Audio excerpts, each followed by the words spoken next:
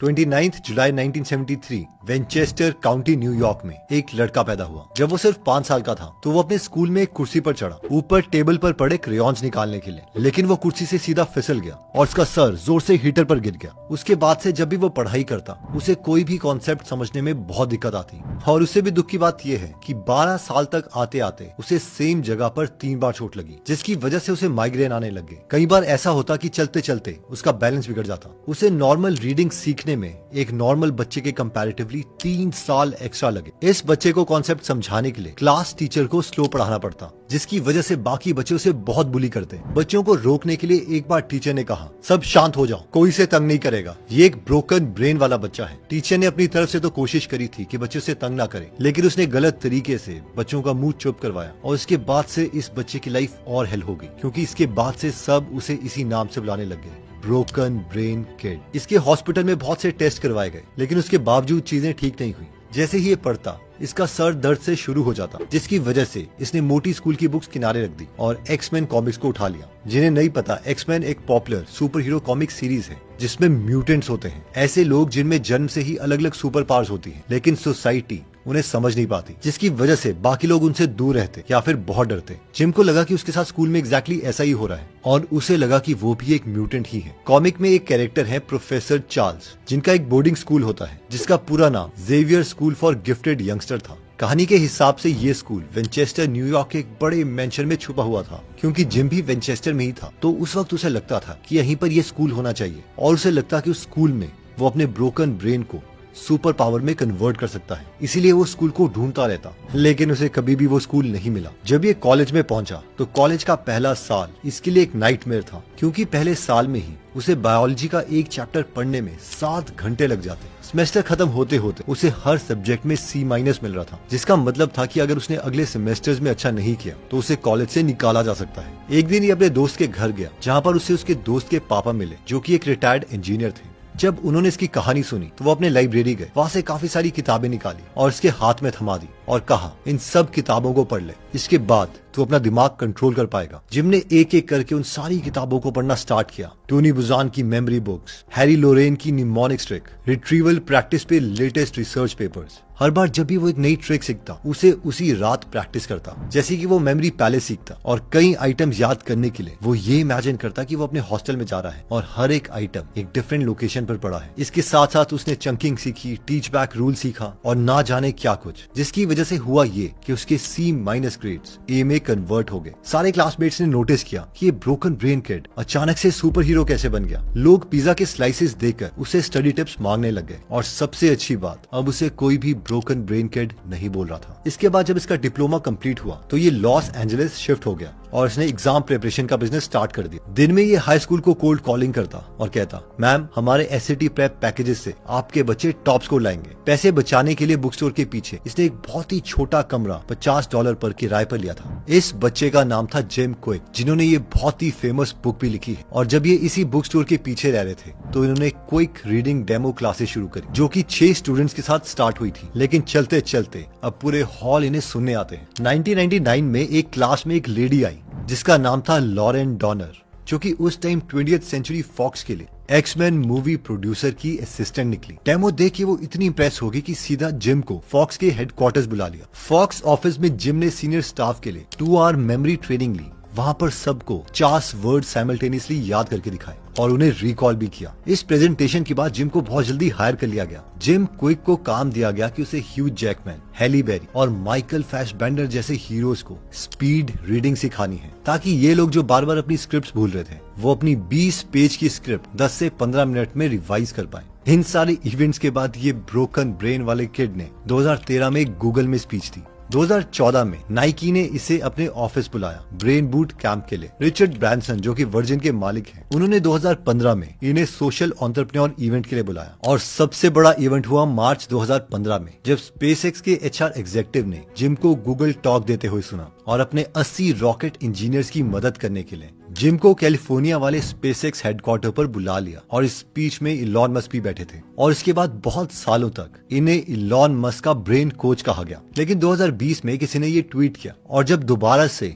Gym quick को Elon Musk का brain coach बुलाया तो नीचे इलॉन मस्क ने रिप्लाई किया कि इसके आइडियाज सेंसिबल हैं, लेकिन ये मेरा या स्पेसएक्स का ब्रेन कोच नहीं है। ये बस एक बार स्पीच देने आया था, जिसे जिम क्विक ने एक्सेप्ट भी किया। लेकिन किसी ने दोबारा से इस इवेंट की ये इमेज पोस्ट कर दी जहाँ पर जिम क्विक स्पीच दे रहे हैं और इलॉन मस्क अपने बेटे एक्स के साथ पीछे बैठकर इनकी स्पीच सुन रहे हैं। बट एनीवेज, अब सच्चाई जो भी हो, अब ये चाहे इलॉन मस्क के कोच हो या ना हो, बात ये है कि इनके मेथड्स काम करते हैं और हम इनके मेथड से क्या सीख सकते हैं। तो अगर हमें कोई भी नई चीज सीखनी है, चाहे हमें कोई नई लैंग्वेज सीखनी हो, गिटार बजाना हो या अपनी कोई करियर स्किल इंप्रूव करनी हो, ये 4 मेथड्स हम सबके लिए काम आएंगे। तो स्टार्ट करते हैं सबसे पहले मेथड से, जिसका नाम है मोटिवेशन फॉर्मूला। ये कहता है motivation is equal to S3 into energy into purpose. एक बार एक राजा एक ग्रेट मैजिशियन का शो देख रहा था। उसका शो देखने के बाद पूरा क्राउड और इवन किंग उससे बहुत ज्यादा इंप्रेस हो गए। शो खत्म होते ही किंग और पूरे क्राउड ने तालियां मारना स्टार्ट किया। इस पर राजा बोला, इस इंसान को एक बहुत बड़ा गिफ्ट मिला है, ये टैलेंट का गिफ्ट खुद भगवान ने इसे दिया है। लेकिन उस वक्त राजा का काउंसलर उसके साथ बैठा था। उसने कहा, माय लॉर्ड, जीनियस बनना भगवान के ऊपर नहीं, हमारे ऊपर है। ये इतना महान मैजिशियन इसीलिए है क्योंकि ये बहुत ज्यादा डिसिप्लिन है और इसने बहुत ज्यादा प्रैक्टिस की है। राजा को ये सुनकर बहुत गुस्सा आया। बेवकूफ इंसान, तू एक जीनियस की बेइज्जती करता है। जीनियस या तो किसी में होता है या नहीं होता, और तेरे पास तो ये बिल्कुल नहीं है। राजा ने अपने बॉडीगार्ड से कहा, इस बदतमीज इंसान को जेल में बंद कर दो और इसके साथ 2 सुअर के बच्चे रख दो, देखते हैं इसे अकल आती है या नहीं। वो काउंसलर एक बहुत ही पतला इंसान था। उसने सोचा कि वो राजा को प्रूव करेगा कि जो टैलेंट और जीनियस है वो छोटे छोटे स्टेप कंटिन्यूअसली सालों तक लेने से आता है। इसलिए जेल में हर रोज वो इस छोटे सुअर को उठाता और फिर चलने लगता। जैसे जैसे ये छोटे सुअर बड़े हुए, इस काउंसलर की स्ट्रेंथ भी इंक्रीज होने लग गई, क्योंकि हर रोज वो उनको उठा के एक्सरसाइज कर रहा था। 2.5 साल के बाद उस राजा को उस काउंसलर की याद आई। उसने सोचा कि आज मैं जाके देखता हूँ कि उसका दिमाग ठिकाने लगा या नहीं। राजा वहाँ पे गया और उसने देखा आज कोई पतला सा काउंसलर उसके सामने नहीं था, बल्कि एक बहुत अच्छी फिजिक वाला इंसान था। राजा दोबारा से बोला, इस इंसान में क्या गिफ्ट है, ये टैलेंट इसे भगवान ने दिया है। काउंसलर दोबारा से बोला, माय लॉर्ड, जीनियस बचपन से कोई नहीं होता, सालों तक छोटे छोटे स्टेप कंटिन्यूअसली करने से किसी भी इंसान को टैलेंटेड बनाया जा सकता है। इस पर राजा उसकी बात समझ गया। इन शॉर्ट, मोटिवेशन इक्वेशन का पहला पॉइंट, स्मॉल सिंपल स्टेप्स, यानी एक साथ कुछ बड़ा करने का ना सोचो। अपने बड़े टास्क को बहुत ही छोटे टुकड़ों में बांट दो और फिर सिर्फ ये सोचो कि आज मुझे क्या करना है। अगर हम ये छोटे छोटे स्टेप कंटिन्यूअसली लेते रहेंगे तो सालों बाद हम खुद टैलेंटेड और जीनियस होंगे। मोटिवेशन इक्वेशन का नेक्स्ट पॉइंट आता है एनर्जी। डॉक्टर डेनियल एमन, जिन्होंने फेमस बुक लिखी है change your brain change your life, वो कहते हैं कि एक बार वो कहीं ट्रैवल करने गए हुए थे और काफी दिनों के बाद जब वो अपने घर पहुंचे तो उन्होंने अपने किचन में देखा कि हजारों चींटियों ने उनका किचन पूरा बर्बाद कर दिया है। वो एकदम हैरान थे क्योंकि ट्रैवल में जाने से पहले उनका किचन एकदम परफेक्ट था। उन्होंने उस चींटियों के ऊपर स्प्रे फेंकना स्टार्ट किया, बट साथ में उनके दिमाग में एक थॉट आया और उन्होंने एक एक्रोनिम तैयार किया, एंड्स, जिसका मतलब है ऑटोमेटिक नेगेटिव थॉट्स। यानी जिस तरीके से थोड़े दिनों तक जब उन्होंने अपने किचन की केयर नहीं करी उनका किचन चींटियों से भर गया, उसी तरीके से अगर हम अपने माइंड की केयर ना करें तो हमारा माइंड भी नेगेटिव थॉट से ऑटोमेटिकली भर जाता है, जिसकी वजह से हमें वो एनर्जी नहीं रहती कुछ पॉजिटिव करने के लिए। इस पर जिम क्विक कहते हैं, हमेशा सोचो what is your biggest and, यानी हमारा सबसे बड़ा नेगेटिव थॉट या नेगेटिव बिलीफ क्या है, और उसको एक पॉजिटिव बिलीफ में कन्वर्ट कर दो। और ये कैसे होगा? ये चीज होगी पॉजिटिव पीयर ग्रुप से। यानी आपकी लाइफ में जो भी पॉजिटिव लोग हैं सिर्फ उनके साथ कनेक्शन रखो। कोई भी नेगेटिव इंसान जिसके पास जाके आपकी एनर्जी कम हो जाती है उसे अपनी लाइफ से कट कर दो। मोटिवेशन इक्वेशन का थर्ड पार्ट आता है पर्पस, यानी फाइंड योर व्हाई। जब जिम क्विक मेमोरी ट्रेनिंग के ऊपर क्लासेस ले रहे थे तो उन्होंने देखा कि उनके एक स्टूडेंट ने 30 दिन में 30 किताबें पढ़ डाली। वो एकदम हैरान थे कि मैंने सेम टेक्निक काफी सारे लोगों को पढ़ाई, लेकिन ये तो आउटलायर निकली, बाकियों से बहुत आगे। जब उन्होंने इसका रीजन जानने की कोशिश करी तो उन्हें पता चला कि इस लड़की की माँ को कैंसर हुआ था और उस टाइम उसको बिलीव था कि वो अपनी माँ का कैंसर ठीक कर सकती है, इसलिए उसने कैंसर से रिलेटेड जितनी भी उसे लाइब्रेरी में बुक्स मिली वो पढ़ डाली। उसकी माँ का कैंसर तो ठीक नहीं हुआ, लेकिन ये एग्जाम्पल हमें दिखाता है पावर ऑफ पर्पस का। और पर्पस फाइंड करने के लिए एक सिंपल तरीका है, एक नॉर्मल पेपर या गूगल शीट लो और उसमें जो भी चीजें हैं आप लाइफ में करना चाहते हो यानी व्हाट, और सेकंड कॉलम में उस व्हाट का व्हाई लिखो, यानी वो चीज आप क्यों करना चाहते हो, और उनमें से एक वाई सिलेक्ट करो जो आपको लगता है आपको काफी देर तक एक्शन ओरिएंटेड बना सकता है, और उसी चीज को लिख के अपनी दीवार में चिपका दो। जल्दी सीखने का सेकंड बेस्ट मेथड है फोकस। ये स्टोरी मैं जितनी भी बार सुन लूं मुझे हमेशा वाव की फीलिंग आती है कि बिल गेट्स की माँ ने बिल गेट्स और वॉरेन बफेट को मिलाने के लिए एक डिनर रखा। डिनर के बाद उन दोनों को एक कागज दिया, दोनों को एक पेन दिया और कहा कि तुम दोनों अपनी फील्ड में एक्स्ट्रा ऑर्डिनरी हो, सिर्फ एक क्वालिटी लिखो जो तुम्हें लगता है जिसकी वजह से तुम यहाँ पर पहुंचे। जब उन दोनों ने वो वर्ड लिख लिया और उनके वो कागज खोले तो उन दोनों ने सिर्फ एक ही वर्ड लिखा था और वो था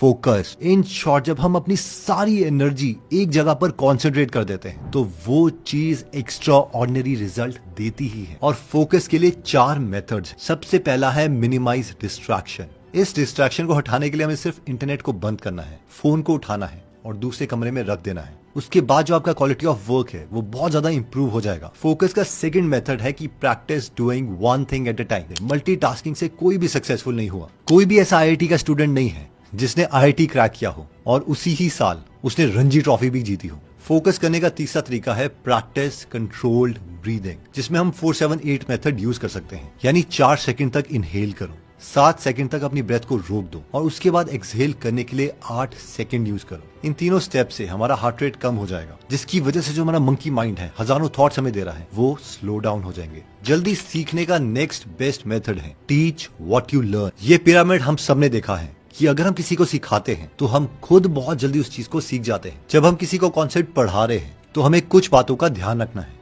1, हमें ये पता होना चाहिए कि हम क्या चीज किसी को सिखाना चाहते हैं। हमारा मेन गोल है कि किसी को हम वो चीज सिखाएं जो हमें खुद नहीं आती, ताकि सिखाने के प्रोसेस में हम उस चीज में अच्छे हो जाएं। किसी को सिखाने से पहले खुद डिटेल्ड नोट्स बना लो और ये सोचो कि वो आपसे कौन कौन से पॉसिबल क्वेश्चंस पूछ सकता है। और फाइनली अपने पूरे नोट्स को ऑर्गेनाइज कर लो कि आप किस तरीके से उसे वो इन्फॉर्मेशन दोगे ताकि सारा डेटा उसके ब्रेन में चला जाए। सिर्फ ये प्रोसेस करने से ही आपका माइंड एक्टिव स्टेट में होगा और क्योंकि उसे पता है उसे सिखाना है तो वो खुद बहुत जल्दी चीजों को सीख जाएगा। किसी भी चीज को सीखने का 4th मेथड है रिपीट विद वेरिएशन। हम सब जानते हैं कि जब भी हम किसी भी चीज को रिपीट करते हैं हमारे ब्रेन के न्यूरॉन्स के कनेक्शन एक्टिव हो जाते हैं और बहुत बार नए कनेक्शंस भी बनते हैं। लेकिन सिर्फ हमें बुक खोलकर रिपीट नहीं करना है, हमारे पास काफी मेथड्स हैं जिससे हम रिपीट कर सकते हैं। 1, कोई भी कॉन्सेप्ट पढ़ के हम बुक बंद करके कॉपी में एक डायग्राम बना सकते हैं जिससे वो कॉन्सेप्ट हमें और क्लियर हो जाए। ये एक नॉर्मल ब्लॉक डायग्राम भी हो सकता है या एक डिटेल डायग्राम।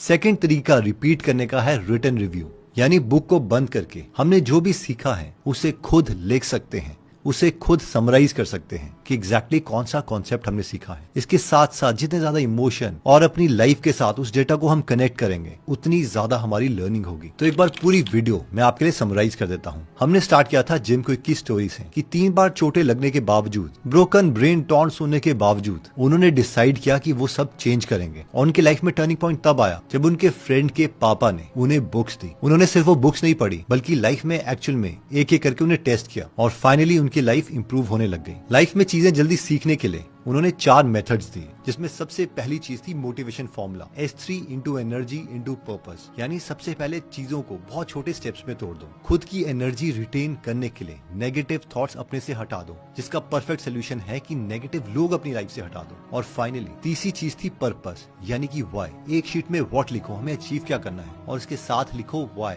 यानी क्यों मैं ये चीजें अचीव करना चाहता हूँ। और इन सारे वाई को 0 से 10 के स्केल में रैंक करो। जिस वाई को सबसे ज्यादा नंबर मिल रहे हैं, जो सबसे स्ट्रॉन्ग वाई है, उसका वॉलपेपर बना दो और उसे अपनी दीवार में चिपका दो। नेक्स्ट चीज हमने सीखी फोकस। फोकस करने के लिए हमने देखा कि सबसे पहले तो जो डिजिटल डिस्ट्रैक्शन है उसे बंद करो, यानी मोबाइल फोन को, और मल्टीटास्किंग मत करो। नेक्स्ट हमने देखा था टीच व्हाट यू लर्न, और पढ़ाने के लिए पहले खुद प्रिपेयर हो जाओ, अपने नोट्स अच्छे ढंग से ऑर्गेनाइज करो और वो सारे पॉसिबल क्वेश्चन सोचो जो वो इंसान आपसे पूछ सकता है जिसे आप पढ़ाने वाले हो। और फाइनली हमने देखा था रिपीट विद वेरिएशन, जिसमें हमने देखा था कि हम काफी तरीकों से रिवाइज कर सकते हैं, जैसे कि बुक बंद करके उस कॉन्सेप्ट के रिगार्डिंग डायग्राम बनाना, बुक बंद करके चीजों को समराइज करना। दोस्तों, अगर आप लर्निंग के आर्ट को सीखना चाहते हो तो बारबरा ओकली की एक और amazing book learning how to